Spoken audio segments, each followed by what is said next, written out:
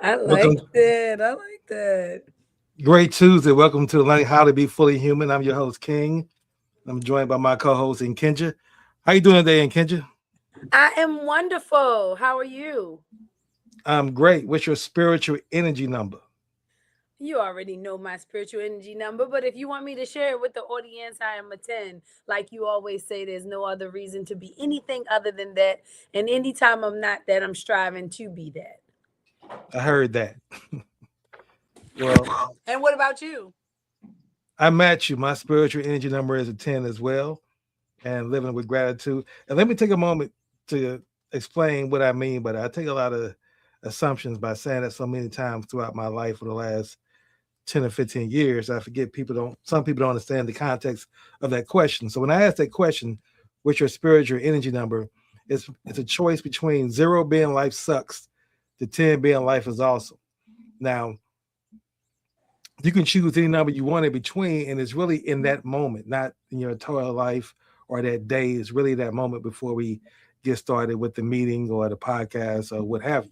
And the reason I ask that is because I've learned through the years if a person is a 6 or 5 really or less, then they're not going to be as present. They're not going to be engaged, and they may even be antagonistic. And their shadow self is there, is their probably dominant identity, and it's not going to be their best representation of who they are. So it's best to reschedule even right there and go to the meeting and risk the chance of that person not bringing their best self.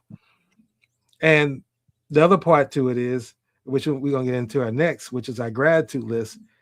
What we say for the gratitude list is so key to being a 10 because once you go through your gratitude list every morning, which I do, my things that I'm grateful for, which are, for example, my ability to see, hear, walk, talk, stand, breathe, and have a sound mind, my ability to be awake today, my ability to have a roof over my head, food to eat, my problems in my life that I see opportunities through those for growth, the people who lift me up, and the things I'm working on to help others, my ability to continue to be locked into my purpose and live in a state of gratitude. That's what I'm grateful for. And I'm asking Kendra what she's grateful for next. But before I do that, I wanted to say, once I go through that list, how can I be less than a 10? So that's the logic behind it. And I just want to share that with people. So with that being said, and Kendra, what's your gratitude list this morning? I'm going to, before I go through mine, I'm going to challenge you to help me think through this just a little bit. In the whole premise of being fully human, if a person is a 5, could that be an opportunity to finish the meeting and see how you can support them? Absolutely. Yeah. So, and you bring a different thought process to it. You know, they bring that feminine energy to that scenario. And you're absolutely right. That could be a great opportunity to do that. But I would suggest that you shift your focus of what the meeting is going to be about and you use that as that intent there. Absolutely. Because I think that when I think of moments, as you were saying that, it took me back to moments that I didn't quite feel like I was a 10 before meetings. And it had absolutely nothing. It was just maybe an isolated situation. So while I'm typically a 10, right, there may be things that happen in life where, maybe, and as I'm learning and growing like that, all of the moments we that we get together aren't always aligned to be what we think they are, right? Like, so I think about some of those times where you and I have had discussions where, our meeting started out one way, but we went down a 3-hour rabbit hole, but it was what each of us may have needed. So I just, as you were saying, and I didn't think about it until just now. So back to my gratitude, I am grateful for, and then I'll let you respond. But just to answer your question, I'm grateful for my health. I'm grateful for life. I am grateful for this podcast that's been taking so long to come about, and not from a I I'm so appreciative of it finally happening. Um, and it was not because of any one particular thing, but I'm grateful because, like, this is the best timing for me for it to happen, right? Like, the space that I'm in right now, the way that I'm operating, the self development that I'm doing on myself, this could not have happened any sooner than now. And so I'm grateful for this podcast. I'm grateful for even my title. Like last week, I would have been founder of learning how child development. This week, I am a brain architect. Like, like it's just my wheels are flowing in this space of learning and growing, evolving on my 180-day journey. Every day is a different day of me becoming, learning how to be fully human. And so I'm grateful for my children. I'm grateful for my business. I'm grateful for life. I'm grateful for nature. I'm grateful for plants. I'm super. I don't want to use the word. Well, I'm gonna go ahead and use. This is where I am now. I'll learn. I'll grow next week some more. But I'm super excited about observing how the universe continues to align. And it's just been wonderful. Like every day, my steps have been ordered in a way that it's just all making sense. And everything that I don't know that's not quite making sense yet, I'm okay. I'm at a peace and calm about when it will make sense if it does ever. But okay, so that's my long but short gratitude. Well, gratitude for sharing that. And let me address my comments to what you said as well. I think that there's two ways I view that. I think what you're saying is absolutely right. And there is no wrong answer or right answer from my perspective. There's just how we see it. And I see it from a context that, to your point, if a person's coming in to that meeting, that podcast, or whatever that event, you ask that question, what's your spiritual energy number to get that answer from? And they could have just literally got cut off in traffic, right? And that just ruined their moment. And they spilled coffee on their suit and all that, right? So they coming in with that energy right before the podcast, and they come right to the studio or right to the meeting. And so that's what I'm saying. If they say they are 5 because of that, that's what I'm saying. It's best, because I don't know if you're going to get it. Now, if you want to invest, and that's where the difference between you and I, if you want to invest the energy to increase their energy because you know them well enough, that's a different story. Now, if it's somebody who I can give grace to that I know, like you, then I know that that's not your default number. So I can give you grace, and then we can work together to try to lift your spirits up and get you at that 10, which I know that's your natural state. But if I don't know you, and that question is coming from just my general curiosity, and you say a 10 because you saying I spent coffee on my suit, this person cuts me off in traffic, and my assistant didn't get this meeting scheduled, so I had to rush here the last minute. So they bring all their energy. I don't want to have a podcast with them, right? I don't even want to do anything with them at that stage. I think that's reschedule, let you deal with all what you're dealing with, because that's going to be the best result for us both. I love that discernment. So you're right. You're absolutely right. I appreciate that clarity. I agree. I wholeheartedly agree. Thank you for discerning that way.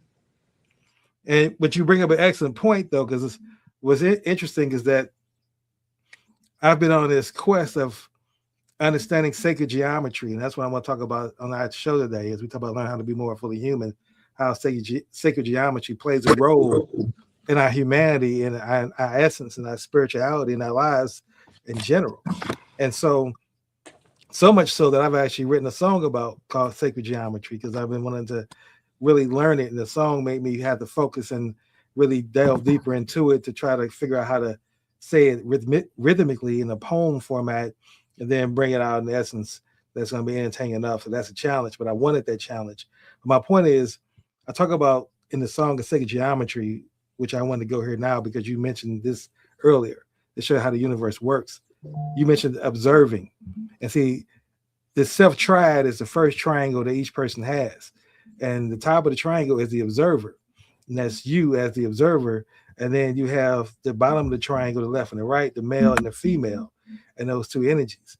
An observer understands how to use those two energies and work with those energies. But without the observer, those two energies end up being a war and a skull. And that's what the construct does to us when we're infants. It takes the observer out of the triad, and you left with either dominant male or dominant female energy. And that's not good for our soul. We need that observer to be able to understand that when thoughts come up, we can literally, like Alan Watts say, it's treated as a cloud just passing by. You don't have to react to that thought. Yes, that's a thought there. Yes, it's late. Yes, someone hit your car. Yes, they didn't call you back. Yes, your your boss is an idiot, but you need to grab that thought, respond on it, and then act on it and let yourself go down a rabbit hole of that. And that's the difference. It's just observing. Oh, yeah, he's an idiot. Okay. What's next thought? Like it's a cloud, right? So observing that is a key thing. And that's what I want to kind of build in today's conversation about sacred geometry and then observing that dominant male and female energy. Because I believe as we grow up, like I said, children come here as a loving bundle and they're working with them and they get immediately programmed by the construct to one of those definite divisive sides and told this is how you must behave and act, even though they still trying to get understanding of just their spiritual essence. I'm going to eventually be at a place where when the universe aligns things up the way that they do, that I'm not going to be in this much awe, right? My first thing so when you just initially said something about sacred geometry, a little bit of fear jumped into my heart because I was like, I don't know enough about sacred geometry to start, to have that conversation. However, what you described and what you just said was on my first part of my notes. I am right where the construct begins, and I am right where it can be interrupted. Right. So, and so this totally is aligned with what I was going to talk about. Even though I got a little fearful of the sacred geometry piece, right? I was like, oh, I got a little more homework to do with that. I know the numbers. I know how, in theory, but but I know my world, right? And so that was where I was going to start, because by the time children turn 5, 90% of their brain is developed, right? And so that means the construct doesn't start in adulthood. And that was where I wanted to go there, right? Because that's how critical the work that we do, learning how early childhood development is. You have to be that intentional to design encounters that expand their identity before the world tries to get in it. And that was I had that scribbled today because as I'm watching, in my office, I can see the whole child care center and everybody having a good time. Sidebar, our next center, I want to be up so that I can see like the whole thing. Like I want like like on the Wizard of Oz, but I'll go down the rabbit hole. But anyway, um um be but before the world tries to shrink them, that this is the so I'm grateful that you're about to have this conversation. Although I don't know sacred geometry that well, I'm very familiar with early childhood education. So let's delve right into it, because our we're definitely aligned. And we're going to talk about it from this standpoint as well. See, people got to understand when you look at concepts, if you look at them through the constructs lens of do you understand it, where you're trying to remember, regurgitate someone else's theories and logic, and then you don't really apply it, I don't see the value of that. I see the value of understanding enough of it to the point where you can apply it in your life, and that's all it comes from. Then you explain it in your way, right? Somebody who comes from a mathematical background and calculus and all these other areas, geometry, they're not gonna like my explanation of sacred geometry. And I really don't care. It's my understanding of how triads, triangles work in my life, and that's what's clarity to me, and that gives me action towards that as opposed to just being a scholar about the subject matter. Now, with that being said, looking at how it fits into our life, see, triads is how we really should function as human beings. So that's how we are made to be. For example, the pyramids is a triangle, and it's been here and been built for over thousands, hundreds of thousands of years. And we see it. Some folks say 7,000, depending on what you study, but it's definitely been thousands, which is agreed upon thought processes related to it, whether it's science or religion. It's definitely been thousands of years that the pyramids have been here, and we still can't duplicate the technology of it. Mm-hmm. Right? So that's the importance of the triangle and the fact that the Masonic orders the triangle 33, right? Jesus lived to be 33. So these numbers have a significant reason in our lives and who we are, but we've been taught by the construct, and the signal has been interrupted by the construct that we don't understand this. And and we treat math as something that's difficult and hard because the way it's been taught to us as opposed to the way we actually have to live. So if math became a way that we lived our lives, we would not look at it and would not receive it as something that's difficult to learn. But if it's just something that's just numbers, just one of the subjects on your 5 scheduled day, and you can pick and choose. Well, I like math, and I don't like math, but I like English and history, etc. And that's all math is to you. It's just a topic or a subject in your school. Then you're not going to understand how these numbers play a significant role in our lives, and then to the act of manifestation, which you want in your life, and having a life that you want to live. I agree. I agree. Um, I think, and most people talk theory. They talk, and I realize in my own self discovery, my own self work, is that like the intentionality behind living the things that you learn is a whole nother element to You got frozen up though in Kenja. I mean, you got frozen up there a little in Kenja. That's what I mean to say. So while she's frozen until she gets unfrozen, I'm gonna continue to keep talking through the show and hope she'll understand that she is frozen at this moment. But what we're talking about, as she said, oh, you're back now. yeah, I'm sorry about that. It's a whole No nother problem. element to life. Like my Wi-Fi always decides to act crazy on the recorded message. It doesn't do it on no other meetings but the ones that are being recorded. But anyway, so yeah, like that the implementation of whatever it is that you learn is a whole nother chapter, right? I've been doing a lot of spiritual work for a long time. I've read books that only started resonating with me at this point in my life, right? That I read 15 years ago. And I'm rereading them now because I remember how those nuggets are being applied in my life now.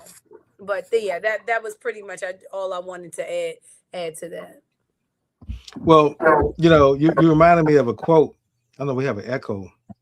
Um, I have an echo when I talk, but you remind me of a quote when you talked about that Faye and Lou Hammer has said. She says that my prayers didn't get answered until I got up off my knees.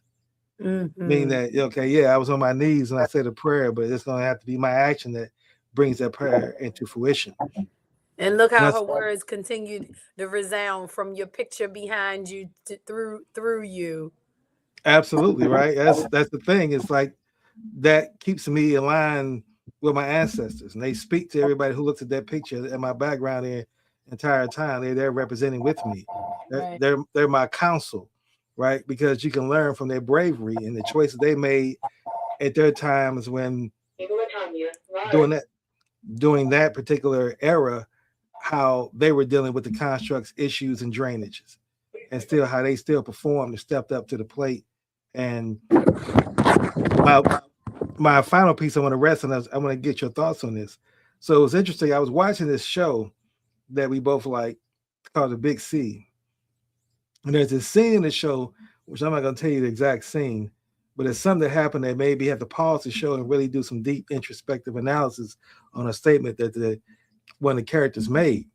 And so that forced me to do some research. And I didn't come back to the show to a good 3 hours later because I was really down this thought process of, wow, this is really something to be mindful of. And what it hit me was thinking about what Eckhart Tolle teaches with this the power of now, living in now, and all that. And people say that, and it sounds good, but what does it really look like when you say you live in the now, right? When you talk to always strive toward goals, always have future plans, and we have calendars for that purpose.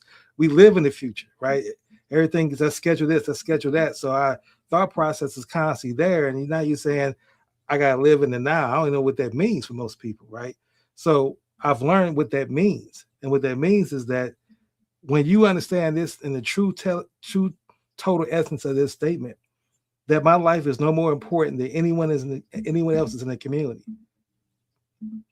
Meaning that it's not so much about protecting my life from death. When I die, I die. My life is no more important. than anyone else is in the community. And people die every day. That's just a process. What you want to hope is that you've established enough seeds that you are able to live through others through the seeds you planted in their minds. That's a hope. That's the most you can hope, like a Bob Marley has. Bob Marley died at 78, and he's still just as relevant in my life as he was if he was someone I can talk to on a daily basis, as well as all the other ancestors behind me. And that now becomes the goal. It becomes, how do I live a life in peace in such a way that, like a Che Guevara or Bob Marley, just their picture on a t-shirt says it all. You don't have to have no words with it. Somebody just has a picture on their shirt that conveys exactly what that person's intention was when they brought their picture. So I'm over here like, mm, I want to talk. So yes, absolutely. And again, the book I was talking about that I said I read 15 years ago was The Power of Now, right? And this is so. And then I was going to say Mariam Wilson, Return to Love, right? And The Power of Now, 15 years ago, it I couldn't even fathom what I understood from a comprehension standpoint. But actually, like, I started thinking, maybe that only would work for people in a different economic status, or maybe that only works for this culture, or maybe this only works for that gender. Like, right, I started 15 years ago, I was only using that for those people. And again, to your point, I know what scene you're talking about, when she's at the doctor's office and she's talking. Well, this is one of many scenes, if it's not that scene, when she realized that she's not his only client, even if this is not the one. But there is a scene where she realized she's not his only client, and then he ends up with cancer. The doctor ends up with cancer too. That's a whole nother. We can have a whole podcast about that show in of itself because of how well it's written. But the point is exactly what you just said. Like, now is all. Now is it. Right now is that's it. Like, even if you think of all of the people that were well, that have lost their lives, and like, and cancer in of itself being a death sentence, we all have a death sentence. Like, that's what really, that was one of my takeaways. But again, I won't go down the rabbit hole about that, but I just want to shine light on that. The Power Now was the one that I was thinking about. So you went in here and you took it out and said it. And I wanted to share that recently, I was on this class, and I can't believe I didn't know, because I love Marianne Wilson. I had no idea of our greatest fears. That's how I want to end today's meeting. I want to close with reading that. But go ahead. Well, again, I just showed you that we're in alignment. So that's the whole thing. When I talk about that, people think it's some woo woo. You see, people intellectually understand, especially if you've been over 40 years old. You definitely familiar with a lot of the terms that we're gonna talk about, right? You definitely, have had your share of spirituality, whether you accept most of it, which you've already made your pretty much opinion on it. You know what meditation feels like. You tried it. You either do it or you don't do it. Yoga, you either don't do it or don't do it. Nature, you have your thoughts about that. So nothing new is being shared. It's just the fact that our goal with being fully human is raise your consciousness. It's that consciousness that you're growing, not your mind. And your mind's going to grow based on your consciousness. Because as your consciousness grows, it's going to force your mind to have to keep up with its growth in a higher vibration. And so, with that being said, what I realized that the way you live in now is by obtaining peace. Because see, once you understand that your life is no more important than anybody else's in the community, then you don't have to worry about the ego or protecting yourself. Because we taught through our whole lives about our protection, extraction. I got to be willing to, fight to the death. And I'm not saying just give up and let someone kill you. What I'm saying is you don't focus on protecting yourself until it happens. And then when it happens, you do what you got to do. But you don't let that become your dominant thought. You live in a mind of peace. And the universe brings you a choice you have to make. And the choice you're going to make is in the best interest of you and your family in that time. And that has to be made within that window. And you prepare yourself for that. But then you still move on forward with understanding that you want to live in peace. Peace is your default position. Because the more peace you have, then the more creative liberation you can be at, and the more higher your vibration would be, especially if you combine that with the law of service and giving and helping other people. And then if you're doing those things most of the time, then life is going to be one that's full of enjoyment and bliss. And it's going to be one that leaves a legacy that has people remembering your name long after your spirit has actually left this planet. And if you think of all of the people that's a great point, King. I say when you think of all of the people whose legacy live on, is because of the message that they were saying. It was because of the work that they did. Like, people aren't uh known historically for, of course, you, and likewise with bad things too, but the concept of um the things that the things that people have done, and the legacy that it has created, it allows you to see crystal clear for me how important those things are. Like, the construct teaches us that the other things make more sense, right? Because it's built on so many other things. But I read a long time ago. This is when I was like grieving really hard, and it said, when you are in that state, to do something good for somebody else, right?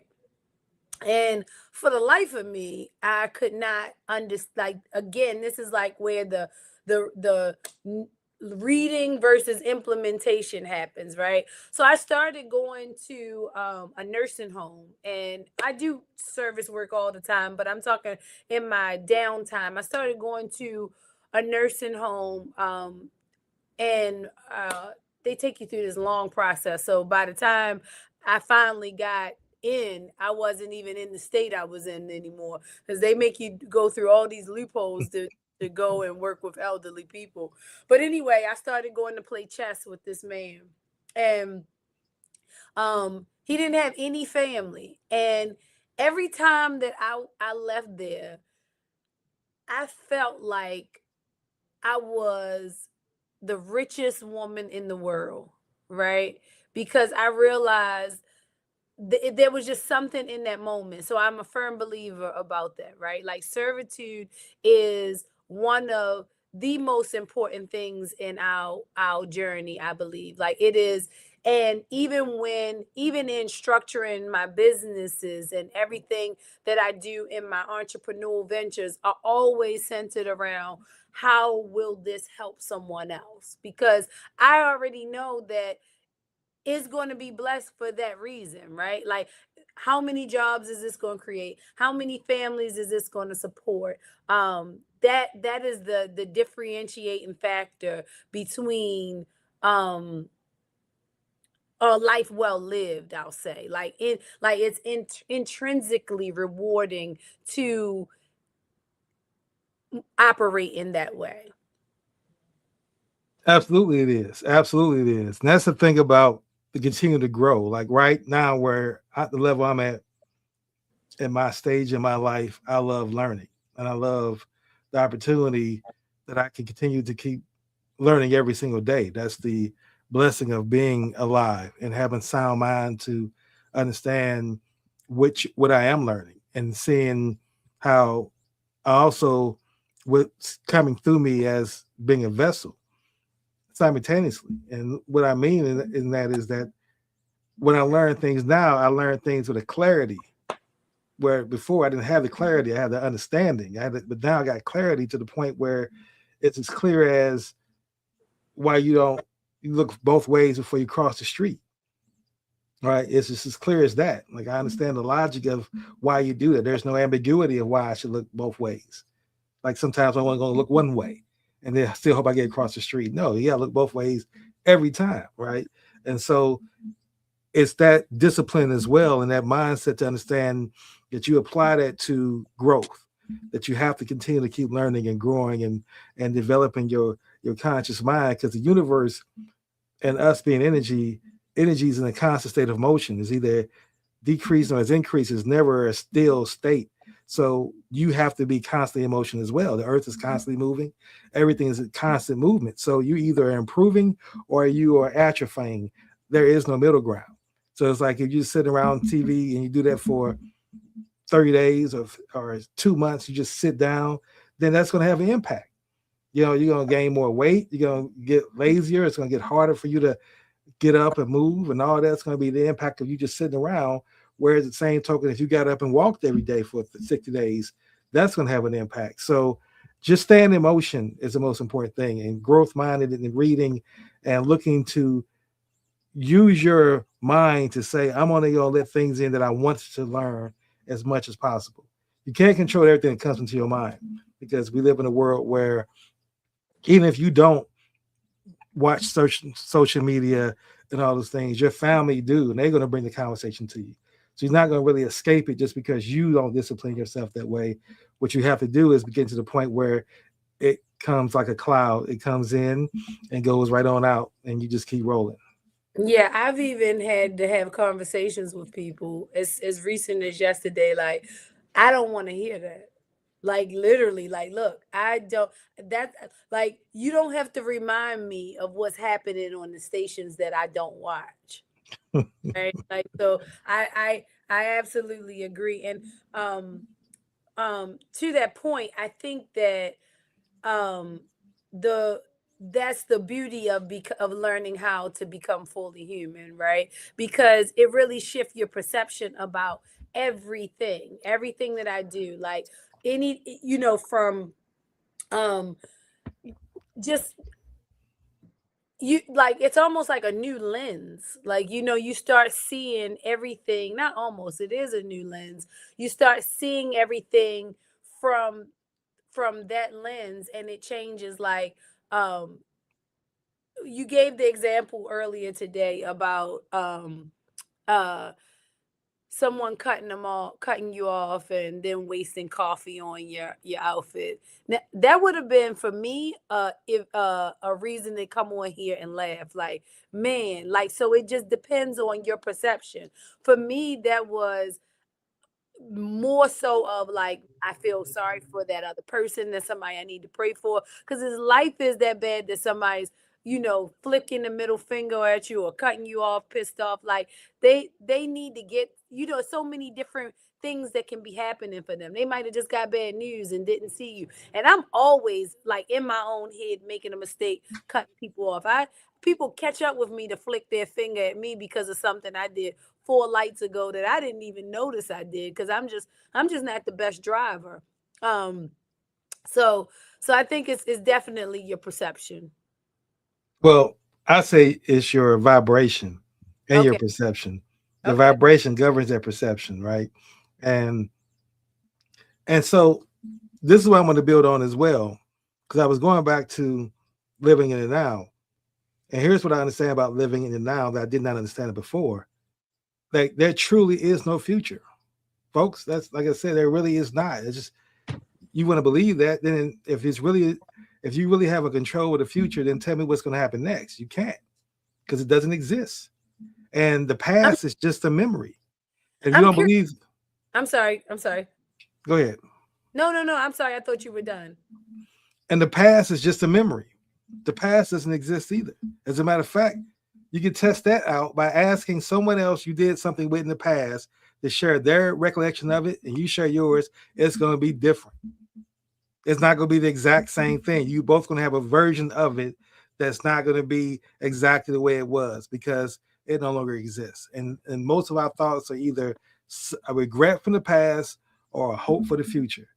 And that's where most people live. And they spend very little time on enjoying the fact that right now, in this moment, there's flowers out there that's beautiful and that you can go look at them. And the fact that there's the ground, and you get this, and that you're teaching me this, and this is what helped me realize this, is that the earth, truly Mother Earth, that just by putting seeds in that, things grow. That's fascinating. We take that for granted. Like, okay, just put some seeds in the earth. But just think about the fact that this soil continuously continues to create life, which creates oxygen, which creates the environment, and it helps us breathe. And that's the science and architecture of this wonderful Mother Earth that you miss if you're thinking about future aspirations or past regrets.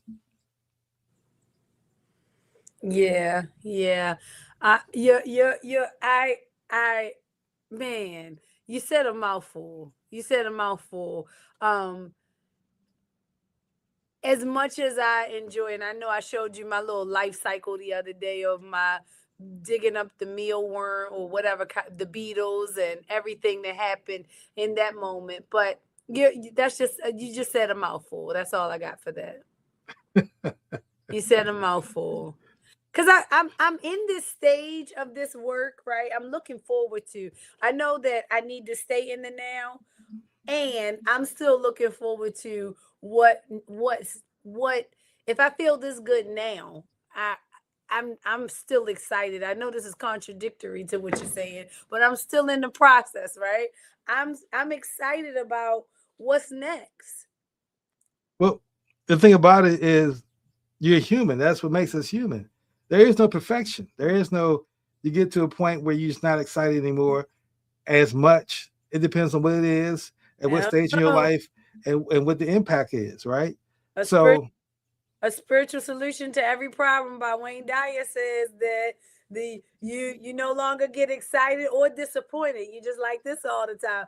And I remember reading that like, nah, I like being excited. I'm gonna find stuff to get excited about. well, see, the thing about that too is this: it's like what's exciting about things is the uncertainty, Hmm. right? So if you're certain, then there's no excitement. And what I believe, you become certain of that no matter what the situation is, I'm going to learn something from it. It's going to benefit me. That to me is the ease, the peace. I'm not going to ever look at it negatively. I'm never going to look at it as a victim. I'm never going to ask why did it happen to me. I'm always going to ask, what can I learn from this? What am I learning from this? Why am I, that's what I'm asking. So then that's going to put that energy in the universe, and then I'm going to get those answers. Right. So that would fall under the biblical term that all things are working together for the good. Absolutely. Absolutely. And so that's what we got to really begin to talk about, how now, once we begin to think of it now, what are your thoughts that you're thinking? Right. So now you got to control those, because if you all just thinking about negative things, about hate, or judgment, which most of us are going to do. I mean, think about how many times you can walk into something like it's as chaotic as everybody knows the NBA is, whether you're DMV, MVA, the Motor Vehicle Administration in your city. And you go into that and you know how chaotic that can be. It's people everywhere, it's chaos. Everybody's energy is low or high because they either anxious to get out of there, disappointment they can't get certain things done, angry that they got to be there. So all their energy is in one room and going off at the exact same time all the time. And everybody knows it. When you go in there, you just so you open the door, it's like you feel that energy, right? Without even anybody having to say anything. And my only point is, unless you prepared yourself to have a state of mind of here's how I'm going to be, knowing that these are the conditions of that, then you allow yourself to be subject to the energy that other people in that room are giving you. And that's not going to be in your best interest.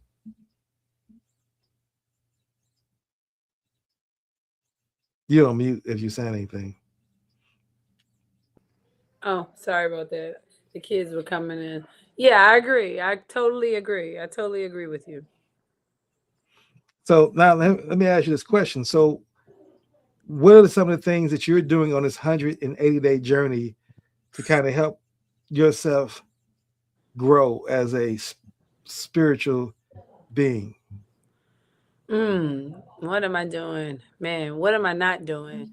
So I already had rituals that prior to this journey of getting up every morning, praying, getting grounded, um, getting one with Mother Nature, but I am so much more intentional about it. I know that even when I finish this 180-day journey, I'm going to do something else. Like I'm going to commit. I think 180 days is the start, but I think that for me it's going to evolve into something else, like another 90 days of this, or it's going to be some kind of increments. Maybe I'll use sacred geometry and it'll be in threes, and maybe 30 something, and I'll learn more about that. But right now,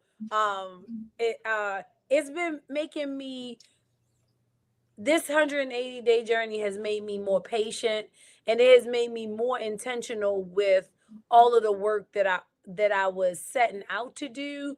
um I prioritized it differently, right? Like working out, or eating right. Like, you, the clearer you are, the more you're able to see, right? Like, I see now what my triggers are when I want a snack that's no good for me, right? Like forgiveness, and I shared this with you one day before, that a part of this has allowed me to see that really truly what forgiveness really means. Like, it's not just about the other person. We say these things in these cliche terms, or things that we've heard people say, and then we realize, right, oh, that's what it means, right? Like, for me, forgiveness of myself, forgiveness of other people started making me eat better. Like, it was like other things started unfolding in my life. It started making me more organized in my thoughts. The clarity that I am gaining um around life, and I am extremely creative. It's like there, I think women can attest to this. There's certain times of the month for us that our cycle does some type of thing where we are super productive, right? I'm in that space now, um quite often. Like, if you think Quentin, I said Quentin because he's at the door. Sorry about that. Well, King, we've been building for quite some time. I think that we are.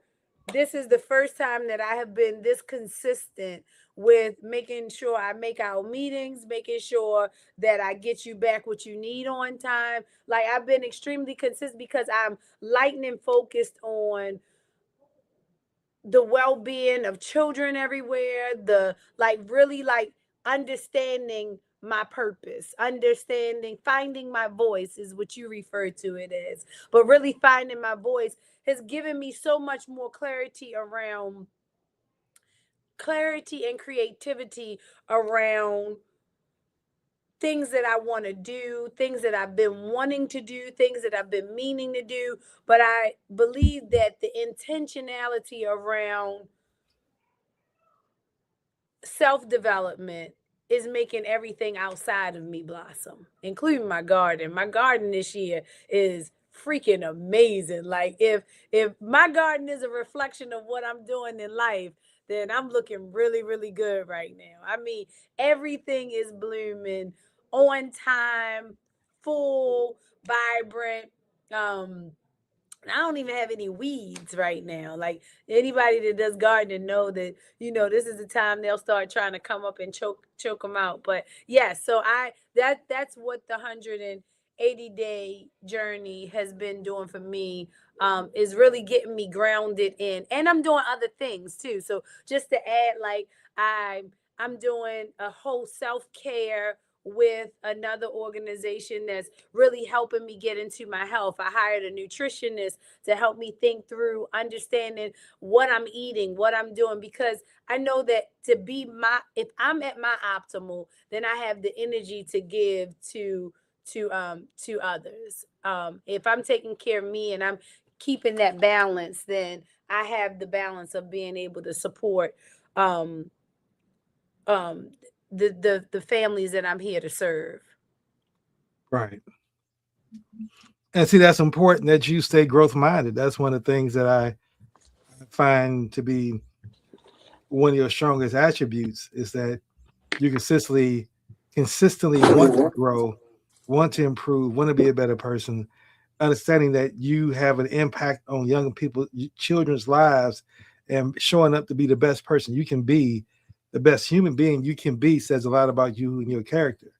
And it'd be great if other people in the child care business thought that way, as opposed to just doing it because of the fact that it's money to be made I don't know why I'm hearing that. It's some feedback on it. Can you? I can't hear it. Uh, well, one of the things that other people don't do in your field is bring that level of self awareness to them. And that's one of the six pillars of fully human is self awareness, understanding of the impact your behaviors and actions have on the lives of others. And if you're going to be a teacher or you're going to be a person in a position of helping other young people grow up and mature and develop, then you should be a person of kind spirit, good heart, and fully human identity, is what I believe. Absolutely. So that's the great that you brought that up. Because definitely childcare is not just about babysitting. It's definitely brain development, and definitely love has to be the culture.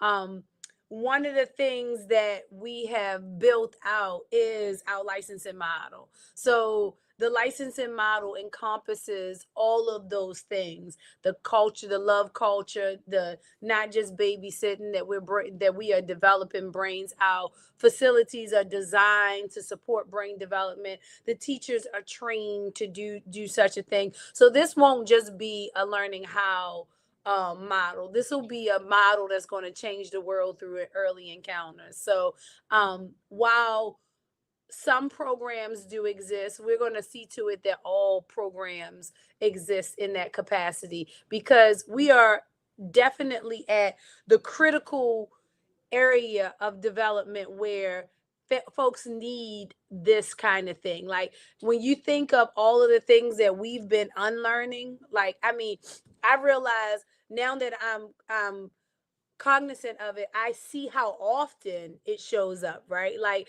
even things like fear or doubt or worry, like I'm like, where is that coming from? It's because of that past blueprint that I let be imprinted that says that I failed last time, so I'm going to fail again, right? So I have to talk to that. But when I, my children, my babies here, when they think about taking a rocket to the moon and when they put on that astronaut costume, there's nothing that makes them think that they can't do it unless one of us tell them they can't, right? And so it's just as simple as helping people to understand that. And I think that that's something that's going to resonate with anybody that's ready. And that's who the Learning House licensing model is for, is people that are ready, right? Where it's that aha, it clicks when you say, why would, tell me something you're afraid of, right? And when people go back into things that they're afraid of, they don't know most of the time they don't know the root of why they're afraid. Or I was bit by a dog when I was 3, so I've always been afraid of big dogs, right? But that was 50 years ago, right? You haven't you There's been so many dogs since then. So all of those things are just unlearning. Whereas we are at a pivotal, great, monumental time to be sharing space with little people and helping shape them in a way that they don't have to unlearn anything. They can go out here fearlessly and believe that they can be anything that they imagine they can be. They know the possibilities that await them are grand. And that's one of the things, and we're doing it in real time. Just the plug that we're taking families out of town. We're visiting the embassies of Botswana. We just got invited to the embassy of Ghana. So we're expanding them beyond what they typically see in their community. So when they do when they have, so they'll have the tools to be able to see that there's more to life than just their community. There's service in their communities. There's ways to support other people, and that their community is resource rich. Like they have things that and I just I'm all over the place because I got a whole bunch of thoughts in my mind because I'm just being that creative. But I think even understanding and having the blinders on, one of the classes that I took recently was asset-based community development. And one of the things that they helped me to appreciate was that the gifts that are already there. Like I think social media and all of these things have played such a have such an influence on people being comfortable with their life that they're comparing themselves to things all the time. I think if we remove those things, taking those kind of technologies away and only using technology as it should be used to enhance and support development, then we'll see drastic changes in allowing our little people to, because they're already fully human. We're just getting back to it. So that's that. Well, you led an excellent segue into a graphic I want to show on the screen, and let me know if you can see this graphic. It's loading. Yes, I see it. And so this is the graphic that I created along with my AI tools, of course, that represents the triangle, the triad that's happening in the head. And this is how the construct tells us that our triangle is there. And this is wrong information. But the misalignment has us functioning where our head is the top of a triangle, the strategy. So it means we look at everything logically and we make our decisions logically, but then we act on our heart. So we don't even listen to our logical brain when it comes to things like consumerism and shopping. We all buy off emotions. We act off emotions.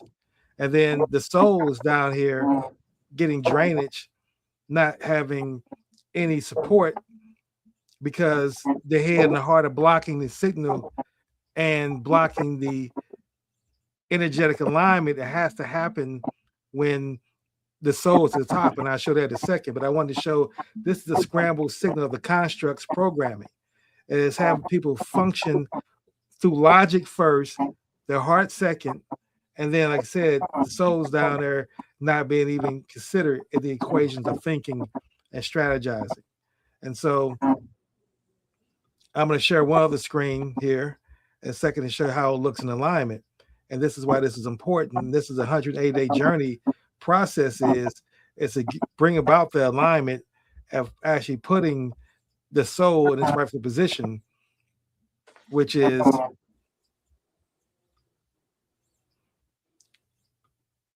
showing you here at the top. The soul should be the top of the triangle because the soul, everything gets filtered through the soul. The soul is how we're connected quantumly. That's where we're quantumly connected through our souls. And so the true order of things should be information signals get sent from the creator, from the universal essence through the soul where we're connected that fits our heart. And then our heart guides our servant leader brain. And our brain is a servant leader that serves based off the heart and the soul's guidance and wisdom. And this is the when you have energetic alignment in your head, I mean in your body, this is what it looks like and it operates in this area. And so what you were saying before about why people do certain things is because their shadow, as Jung talks about, their shadow element is the one that's controlling their identity. And that's when you're out of alignment with your head, heart, and then soul being last. So give you some time to respond to that. Then we get ready to wrap up our show today. So I have some questions that I'll probably say, but I think when I think of I always try to think of people that are in like marginalized communities, right? Or that are just in survival, right? Or in situations already, right? I always think to myself like those concepts for me make sense because of where I am in life, right? But if I was hungry, if I was, this goes to those like the not psychological but the not physiological, it's on the tip of my tongue, those aspects that determine your integrity versus, like the young man who his dad can't afford medicine, right? And he goes and robbed the pharmacy, right? Like I always think like for those individuals, like this always feels like this works once you're at a certain place in your life. What's that? Like the being being able to, this was probably a terrible way to end.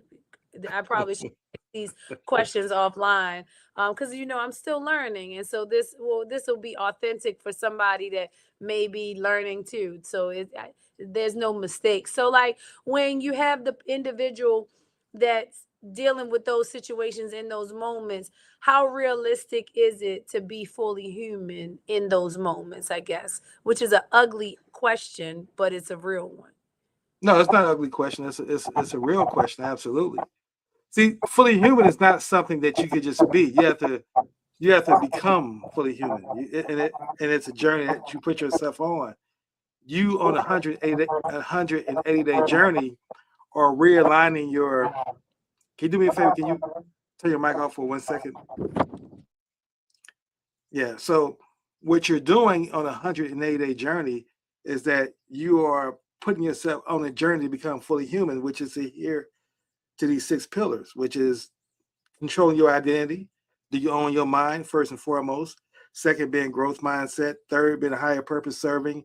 Four is grateful spirit. Five is governing principles. And six is self-awareness. Now, a person who hasn't undergone the regular level of human emergence or not even thinking about these pillars or any kind of mind about being fully human at all, they're just being human, but they're going to be trapped in the identity that the construct told them who they are. So they're fighting between their race identity, their gender identity, their societal totem that your parents are maybe drug addicts, so they fight with their identity. You're the son of a drug addict, so you're a druggie. So all these negative labels they have to battle with in their shadow consciousness before they even think about becoming fully human at all. So fully human is like the PhD that a person has to work towards to get there. And that requires growth and learning and all those things throughout your life journey, if that makes sense. Yeah, it does. Thank you for that. Because I definitely wouldn't have been ready for this journey 20 years ago. Like when I think of, so you're right, I get it. I always have compassion though, and it makes me think about the families that I serve, right? When I think of like, how can I be a better support to them. I think sometimes I have the propensity to want to help people fast forward because I can see their potential. I see that they're a great person. I see like, okay, the only thing you need to do now is this and this, like so I can get stuck in seeing potential and wanting to speed up the process, but there's no doing that. Now you already know me well enough to know that you cannot not tell me what part of the movie you were talking about. That so I need you to tell me that. I'm talking about the very last scene in the movie. So that's why you don't want to know about that. That's what I'm saying. Oh, The very last scene in the series, what I'm saying? So you don't really want to know. I ruined it all. I mean, you know what's going to happen. That's the whole purpose of the show. So you know what's going to happen. It's just a matter of how they play it out. And they do a great but job of I how they don't. play it out. You're right. You're right. I don't. Usually, I like to ruin a movie. This one, I don't want to. I wanna. I'm gonna get to it tonight, though. I'm gonna finish it. This will definitely be a topic when we talk Thursday. I bet you don't get through it all. Okay. And we'll You we'll know when see. somebody tell me what I won't do, that's if that was your way of getting me to finish it, you won. I'm just saying it's emotionally intense. It's a lot to try to watch back to back. But if you get through it, then you get through it. I'm on the last season. Okay. All right. Well, I don't deny you. I know you can do it. Definitely put whatever you put your mind to. As we get ready to wrap up our show, I just want to say this as we give our closing thoughts. We want to lift up somebody who we believe is fully human. An example of someone who we believe is fully human, right? Oh, right, So right, right. I want to say my closing thoughts on this as well. That in my study and my research in the fully human framework, there's 3 tiers to human emergence. Everybody starts off at tier 1, which is the liver, the experiencer. Everyone's there. And that's tier 1. You've been given your identity by the construct and you accept that full heartedly, full throatedly. As a matter of fact, you stand on pride on it. Like you're black and you're proud, or you're gay and you're proud, or you're Jewish and you're proud, or you're a woman and you're proud, and you stand in it and you ride on that. And that's fine. I'm not judging anybody. And there's the second tier, which is the seeker. That's somebody usually hits around 40 years old when a person says there got to be more to life than this. I've gone through this identity thing my whole life. It's not rewarding. I'm not feeling fulfilled. There's got to be something more. That's tier 2. That's the seeker. And then tier 3 is a co-creator. That's when you can actually now co-create with other people enacting your normal essence as how you were brought here to be on this planet as co-creators, and that's what we are. So those are the three tiers of human emergence. We'll get more into that in our next show, but I just want to point that out. So anyone who's on tier one, it's not about judging somebody, it's just recognizing where they are and be able not expect co-creation activities from a person at tier one. Right, that's the only point I'm making. You have to understand who you're dealing with and how best to deal with these individuals, recognizing what tier they are at. And so now, unless you have any comments about that, we can move on to our last segment. No, I do have two things. I told you I wanted to read a poem, Oh a quick yes, right. poem, and I had a closing statement, but I can save my closing statement for the end. But whenever you're ready, I can share the poem. Let's share it now. So I was again the strong brother Ron Hands that you introduced me to a while back. I am really enjoying the space that I'm sharing with them and the fully human individuals that are in that space. And one of them that I'm remiss that I didn't follow up with, that I will do that today, shared this poem that just really struck me. So I'm gonna read it. I'm gonna read it like I'm in my third grade dramatic reading contest. Because that's what it felt like to me. So our deepest fears is not that we are inadequate. Our deepest fears is that we are powerful beyond measure. It is our light, not our darkness, that most frighten us. We ask ourselves, who am I to be brilliant, gorgeous, talented, and fabulous? Actually, who are you not to be? You are a child of God. Your playing small does not serve the world. There's nothing enlightened about shrinking so that others, people won't feel insecure around you. We are born to manifest the glory of God that is within us. And it is not in, I'm sorry, it's not just in some of us, it's in everyone. And as we let our light shine, we unconsciously give other people permission to do the same. As we are liberated from our own fear, our presence automatically liberates others. Marianne Williams. Okay, thank you. That your mic, please.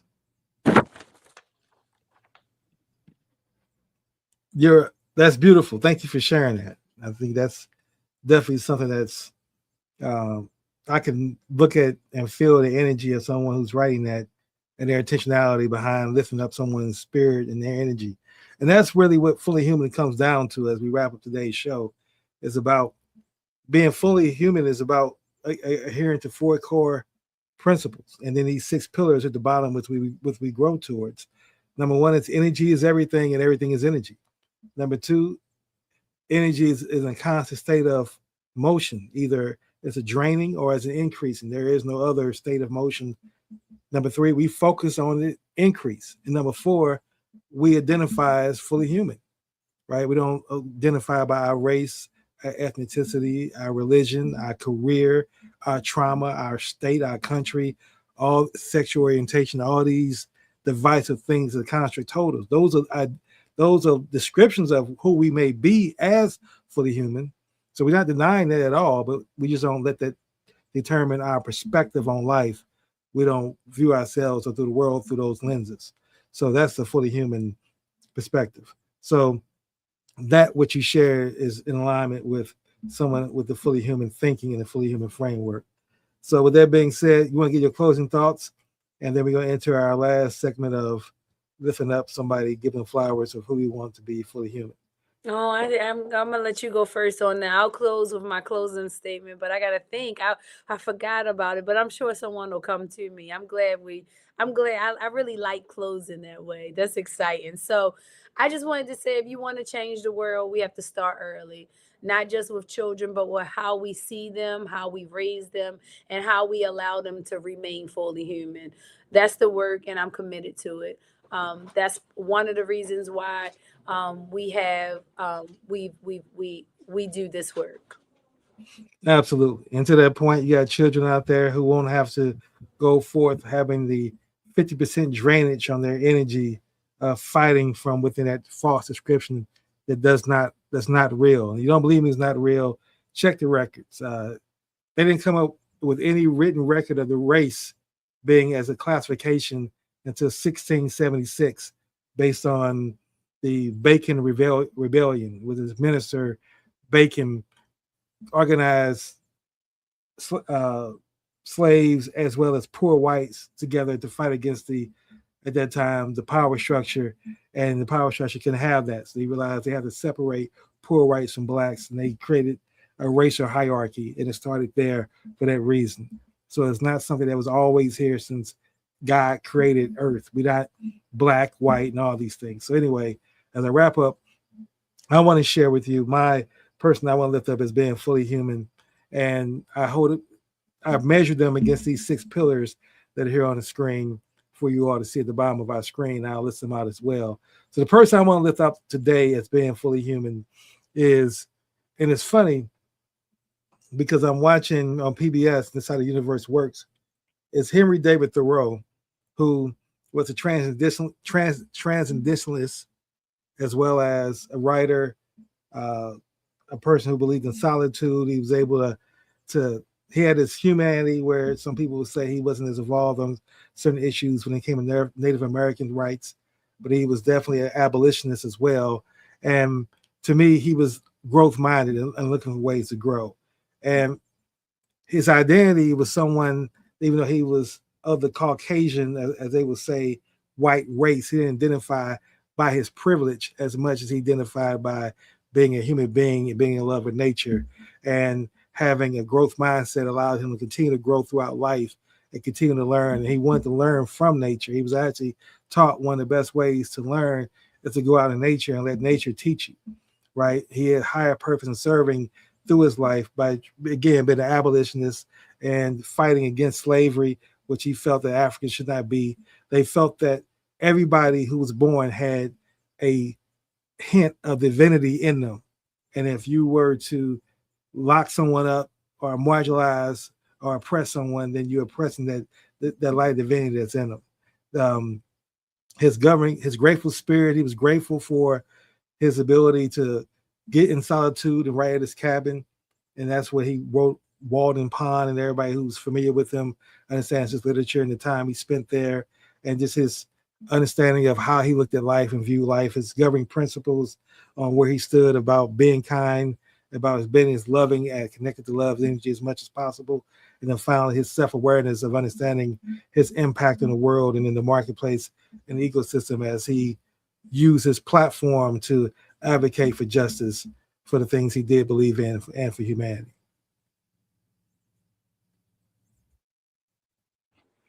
Thank you for that. You made me that was great. And I really appreciate you being that detailed about why you were giving him his flowers. Mine won't be that thorough. However, yours gave me words and an idea of who I wanted to lift up, and I'm pulling them up now because most of the work that we do um is has been um hold on. So not only does the construct have its nuances on what it does, it sometimes discredits some of the people that do the work along the way as well, right? So you don't like so when curriculum is created or taught, the capitalism of that sector um